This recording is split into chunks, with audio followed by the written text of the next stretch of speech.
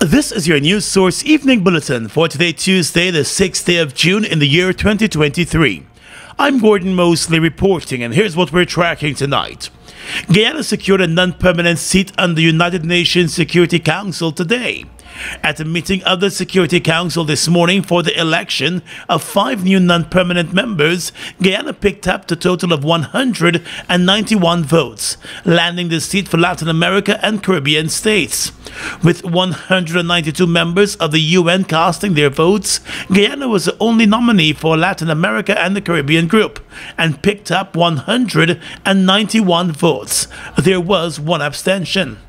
As the results were announced, Guyana's Minister of Foreign Affairs, Hugh Todd, and Guyana's permanent representative to the UN, Ambassador Karen Rodrigues, were seen giving each other high fives as they were congratulated by their support staff and country representatives of the UN. Later, the Minister of Foreign Affairs thanked those countries that came out in support of Guyana. My government is extremely grateful for the firm support received from member states. We wish to express our profound gratitude to member states of the Caribbean Community, CARICOM, and GRULAC, and the United Nations for supporting our candidacy and for their offers of support, advice, and encouragement. We affirm that Guyana's tenure will be guided by a firm adherence to the rule of international law and the Charter of the United Nations. Our engagement as a Council member will be aimed at contributing constructively to the mandates and to enhancing the well-being of our world's people. The international security landscape today is extremely complex. Threats to global security and rising crises are proliferating. These challenges must be carefully managed through adherence to international law, trust building, and dialogue. In addressing them, Guyana will work with all Council members and the wider United Nations to contribute useful ideas and encourage partnership. In this family of nations, we each have diverse experiences and strengths and can bring these to bear in securing our common future. Guyana intends to bring its strengths and experiences to the work of the Council with a view of making a meaningful contribution to the lives of the people impacted by its work. In a statement, President Irfanali said the theme for Guyana's candidacy, Partnering for Peace and Prosperity, serves as a guide to Guyana's approach to service on the Security Council. The President said Guyana intends to be a constructive and engaged partner with the members of the Council and the wider international community in search for solutions to the myriad of problems and challenges that beset the human family. He expressed his gratitude to the member states of the UN for the overwhelming support that was extended to Guyana. The UN Security Council deals with the maintenance of international peace and security and holds the authority to adopt legally binding resolutions, deploy peacekeeping missions, and impose sanctions. During his address to the UN General Assembly last year, President Irfanali announced Guyana's candidacy for the UN Security Council. Britain, China, France, Russia, and the US are the permanent members of the UN Security Council. Non-permanent members are elected to serve a term of 2 years. The new term begins in January of next year. With Guyana's standing in the international community gaining more prominence thanks to the growing oil sector, the government has been stepping up the country's presence and role in a number of international organizations. More news coming up in just a moment. It's been a long time coming. Overdue, some might say. But now that it's here, it will change life forever. And it is here to stay. The future is now. Transforming Guyana into the 21st century. Introducing GTT Fiber. Experience internet connectivity like never before. Speeds you deserve at prices you can afford from a name you can trust. Sign up today. GTT Fiber is here. GTT. Together, we rise faster. Oh my lord.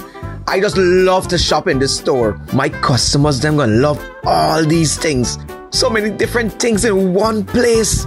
household items, electronics, toys, stationery, confectionery, exercise equipment, shoes and clothes for men, women and children, school things, costume, jewelry, perfume, makeup. Oh, look, the makeup! Giftland Office Max, Guyana's favorite department store.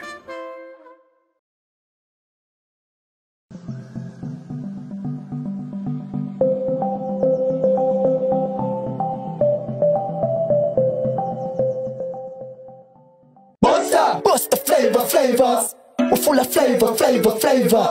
Bust the flavors that me crave for. We're full of flavors. Tell your neighbors about the bust the flavors. Grab a bust the flavors. Yeah, thirst buster. Grab a buster. Bust the flavor, taste the savor. Bust the flavors. Bust the flavors.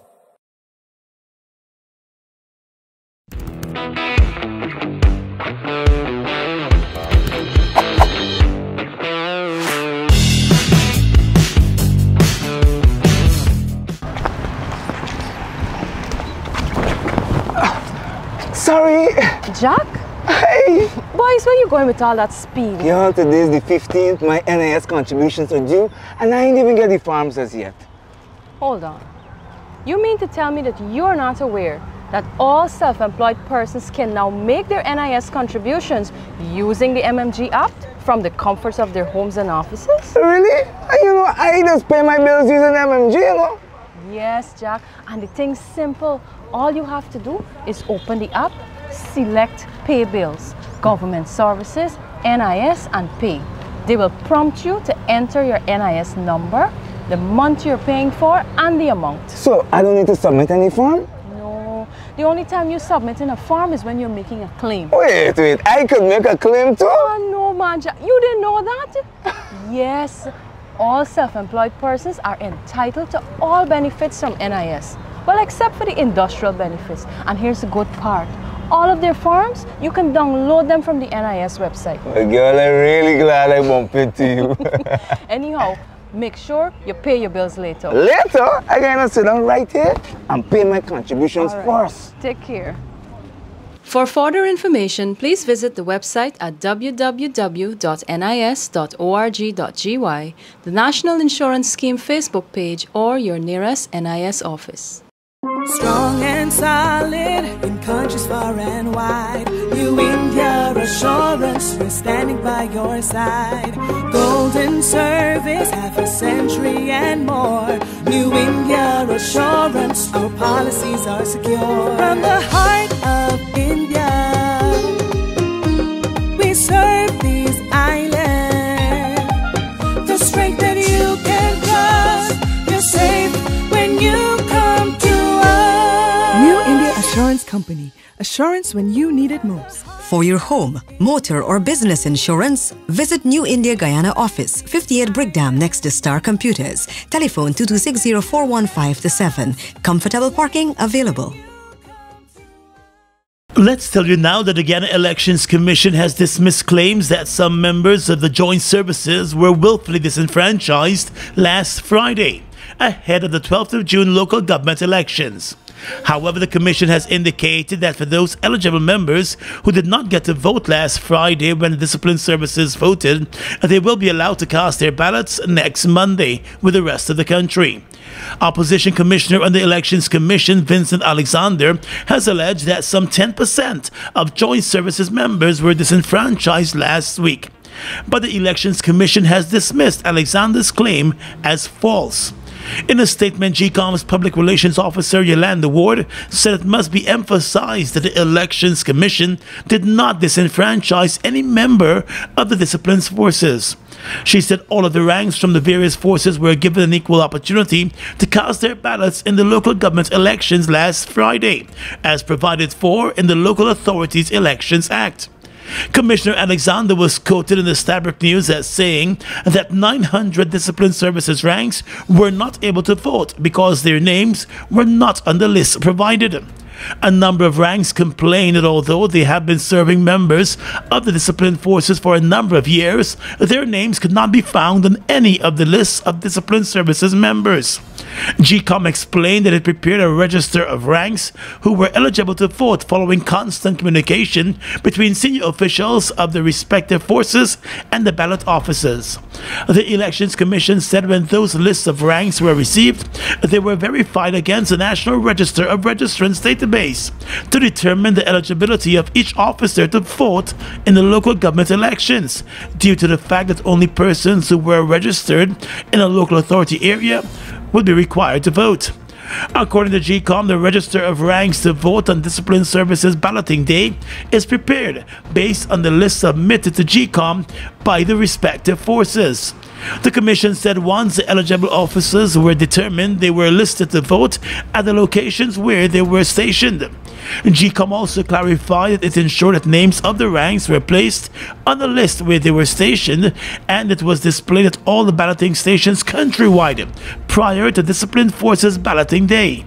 The Elections Commission said ranks who did not get to vote last Friday will be allowed to do so on Monday with the rest of the country. However, they will have to return to their local authority area to cast that ballot. The APNU-AFC opposition has again restated its intention to support a commission of inquiry into the deadly Mahdia Durham fire, which claimed the lives of 20 children.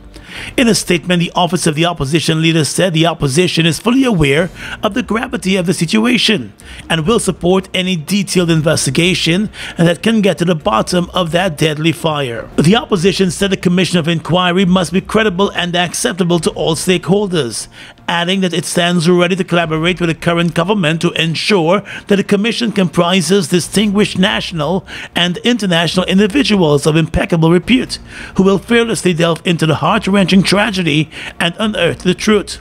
The opposition indicated that it wants to actively participate in shaping the terms of reference for the COI. It believes that by doing so, the Commission will be able to adequately address the pressing concerns of the nation and leave no lingering doubt or unanswered questions in the minds of citizens. It said the perplexing question remains: why is the President neglecting to accord the COI the urgent attention it rightly deserves? The opposition said the government's slow in appointing the COI is baffling. According to the opposition, it is imperative that justice be expeditiously served to the grieving families and to the country as a whole. It wants the President to move swiftly and appoint the Commission of Inquiry. Former Region 10 Regional Chairman and APNU candidate in the upcoming local government elections, Sharma Solomon, said instead of addressing the fundamental issues plaguing the people of Linden, President Arif Analy used his platform last Saturday to describe Linden as a woman who has turned on her lover to give blow or prostitute herself. It is saying to women that we have what you need, and if you need it, give blow, prostitute yourself. Disrespectful. That is it. And when we think about it, so in order for you to eat a little food, it's like your husband, it's like your spouse, it's like those abusers. Before you get something, we will ill-treat you before we give it to you. That is the reasoning. It came natural. It wasn't a thought. It wasn't something scripted. It is how they see you. It is how they see each and every one of you. That you, Linden, you're like if you got a sweet man. This is a conversation. In his address last Saturday in Central Mackenzie, President Ali said after more than 50 years of overwhelmingly supporting the People's National Congress, it was time for the people of Linden to make a change. But Solomon, during a roadside meeting at Wisma in Linden on Sunday, called on Lindeners to reject the PP Civic when they go to the polls on Monday. He said at a time when Guyana is described as having the fastest growing economy in Latin America and the Caribbean, thanks to its booming oil and gas industry, Linden continues to experience the highest unemployment rate in the country, and it is the PP Civic that is in government. Solomon said while the government has boasted about providing Lindeners with part-time jobs, those jobs offer little to no security. But you know what I want to come and tell you? And this is not taking anything away from anybody. All you're good for is a piece of drain work. All you good for is a 40,000 work. And that is taking nothing away from you. Hear what takes away from you with those jobs. Security. Because there is no security net at the bottom. My sister, my brother, when you weed in that drain and a snake come out and bite you, you got no NIS to get. Throughout this campaigning, the PP Civic has accused the APNU administration of forsaking its strongholds, including Linden Region 10. But Solomon said that was far from the truth. He reminded Lindeners that even without oil revenues, the PNCR-led APNU-AFC government commenced a multi-million-dollar synthetic track at Wizrock and Linden. He said the project was hampered by the no-confidence motion, which in effect restricted spending by the government of the day. He also reminded that Region 10 saw its highest budget ever under the APNU-AFC government. No spending after 3 years. But what you got? You got a brand new citation from the coalition government. You got a transformational project from the coalition government. You got, for the first time in this region, a synthetic track and the foundation being laid down by the coalition government in 3 years with no oil money. Yeah, come on. 3 years now. 2020, 2023. Synthetic track can't finish. We got billions of oil money. Synthetic track can't finish. In the area of education, Mr. Solomon said the residents of Bamia on the Suslike-Linden Highway are still struggling to send their children to school because of the incompetence of the current administration. So when you see the people at Bamia region in Constituency 1 saying to you that we, mostly those indigenous people, cannot afford to send our children to the Amelia's Ward Primary. We cannot afford to send our children to Regma Primary. We cannot afford to send our children to the Watuka Day School. Now understand this. Understand this. Even at Mackenzie Primary. That's miles away from Bamia. You know what Orlita John said to me? She lives at Bamia. She said we have to find about $9,000 to catch a car to transport our children. If they don't get transport and we don't find that money, it means either we can't feed them in the morning or we can't get them an education.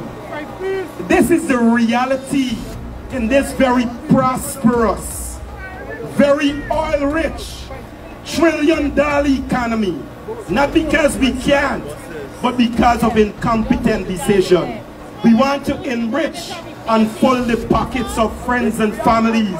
Meanwhile, opposition leader Aubrey Norton, who journeyed to Linden to round up support for the local candidates, said the PP Civic stymied development in Linden for 23 years and returned in 2020 to continue where it left off.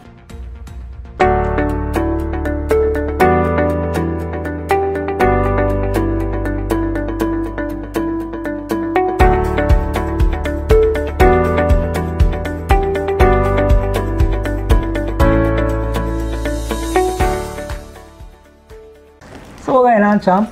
I passed here last week and this shop locked up tight. Why? We come down with the flow, so we have to take a couple of days. I can't deal with them kind of setbacks, man. Now. I just get a headache when you see I can't make me little bread. I know them ways, champ. But thank God for NIS. NIS? What you got to do now with NIS? I mean, what I got to do with NIS? I register as self-employed and I make monthly contributions to NIS. So you see, for them days I lose, NIS pay me back for most of them days. What? That's good. You know, I always used to believe that it's only people in big offices and sellers pay NIS. Nah, man. NIS for any working person between the ages of 16 to 60. And as self-employed, you get all the benefit as an employee, except for industrial benefits. So what I do for set up this thing? All I gotta do is visit NIS on Breakdown, or if you're living out of town, you visit any NIS closest to your location. And once you register and your registration complete, you can start making NIS contributions. Alright, so I gotta walk with and like how much money I gotta pay a month? I ain't gotta walk with no big money. All I gotta walk with is your birth certificate and any farm ID. And when you reach down there, ask for the compliance department. Good. Thanks for the information, bro. As soon as I left here, I went straight to the NIS office. For further information, please visit the website at www.nis.org.gy, the National Insurance Scheme Facebook page, or your nearest NIS office. A 31-year-old man who allegedly broke into a Brickdam house and came face-to-face with the occupants was stabbed to death late last night during a confrontation in that house. The dead man has been identified as 31-year-old Christopher Gonzalez, who was known to law enforcement and had previously been charged on a number of occasions for break and entry. A police report of last night's incident explained that at around 11:30, one of the occupants of the home said he was alerted by a scream which caused him to investigate. He claimed that he reportedly confronted the intruder in the kitchen and the fight broke out between them. During that fight, it was reported to the police that the alleged intruder armed himself with a knife and attacked the occupant of the house, who confronted him, stabbing him to the chest. The police said another occupant of the same house arrived at home around the same time and saw the intruder standing in the kitchen with a knife over the body of his colleague, who was on the floor. The occupant claimed that as the intruder advanced towards him, he armed himself with a knife and attacked and stabbed the intruder. An alarm was raised and emergency services were summoned. The badly injured intruder and the other man were both taken to the hospital, where doctors pronounced the intruder dead. The man who stabbed the intruder was also taken to the hospital, and his nursing injuries sustained from his reported clash with the intruder. A full police investigation is currently underway. The two occupants of the house have been admitted to the hospital and remain under police guard. The Customs Anti-Narcotics Unit is continuing its efforts to uproot the marijuana cultivation and drug trafficking trade across the country. In one of its latest operations in Quarantine Berbice, which was carried out yesterday, Kano agents moved in at number 65 Village and found 8 large parcels of marijuana stashed near a coca. In a statement, Kano said 2 persons were taken into custody as investigations were launched. The seized marijuana carried a total weight of 491.6 pounds and is valued at 67 million Ghana dollars, according to Kano. The Drug Enforcement Agency has been conducting a number of operations and raids in regions 5 and 6, which remain the hotbed for marijuana cultivation and trafficking in the country. Agents of the Customs Anti-Narcotics Unit arrested a 27-year-old Herstelling East Bank Demerara man on Monday, following the discovery of a large quantity of marijuana and a shotgun. In a statement, Kanu said the man, Malik Ford, was held during an operation in the Herstelling area, which saw the discovery of more than 9 pounds of marijuana and an unlicensed shotgun at the man's premises. The marijuana was found in 3 packages and is believed to carry a street value of $1.6 million. The marijuana and shotgun were confiscated by Kanu ranks, while the man was taken into custody. He was told of the offenses related to the illegal drugs and firearms, and he's expected in court soon.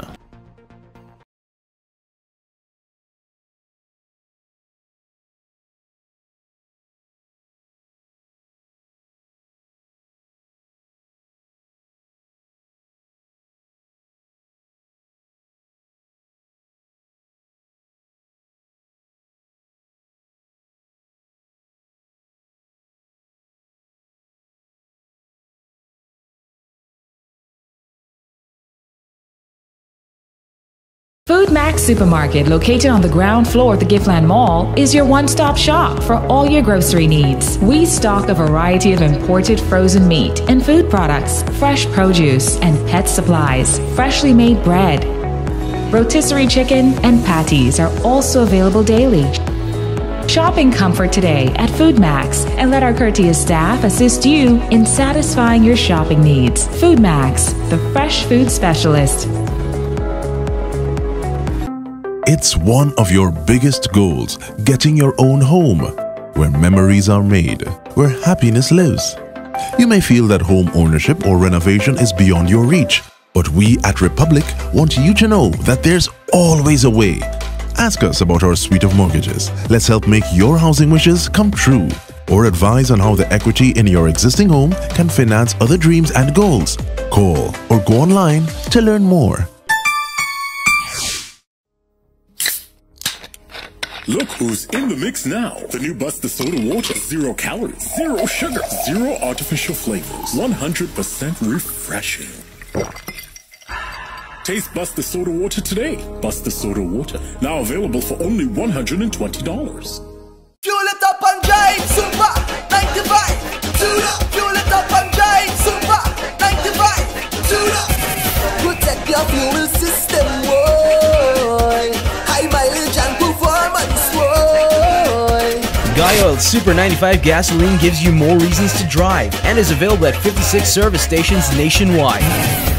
For affordable price, high performance, and high mileage, choose Guy Oil's Super 95 gasoline. Fuel it up and drive.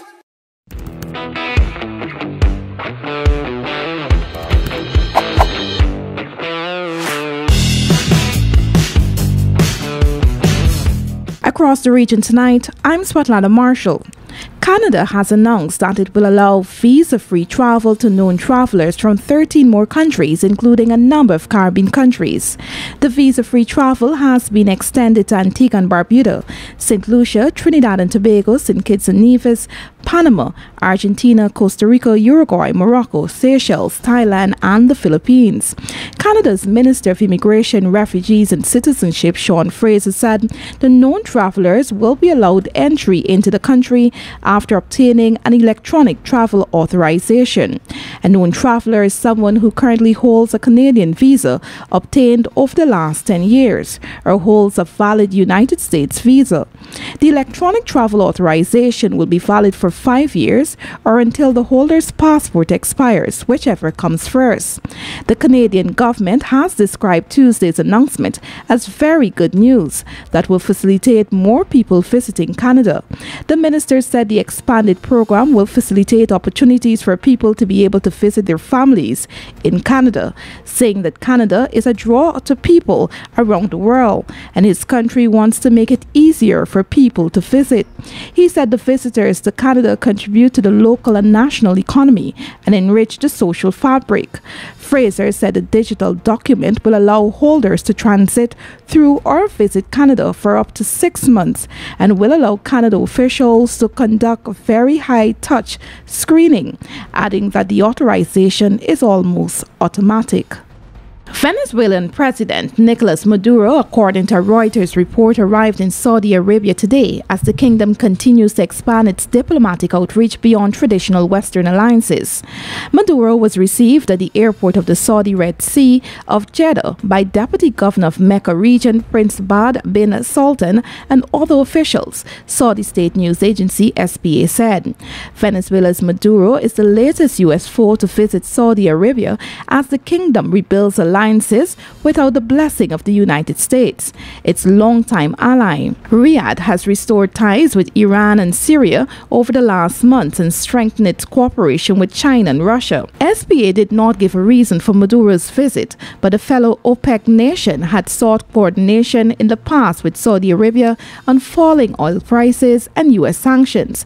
Maduro's visit comes a day before U.S. Secretary of State Antony Blinken lands in Saudi Arabia for talks with the Saudi leadership. And finally tonight, international news.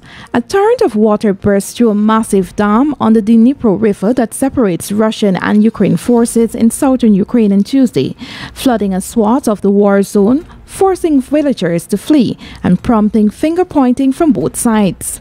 Ukraine said Russia had committed a deliberate war crime in blowing up the Soviet-era Novokakhovka Dam. The Kremlin blamed Ukraine, saying it was trying to distract from the launch of a major counter-offensive Moscow says it's flattering. Neither side offered immediate public evidence of who was to blame. The Geneva Conventions explicitly ban targeting dams in war because of the danger to civilians. Hundreds of people were evacuated from settlements along the southern stretch of Ukraine's Dnipro River as floodwaters submerged streets, town squares and homes. It was not immediately clear if anyone had been killed. The White House said it could not say conclusively what caused the destruction of the dam, but spokesman John Kirby said it had probably caused many deaths. And that's your News Source Evening Bulletin for tonight. I'm Gordon Mosley reporting and encouraging you to stay safe.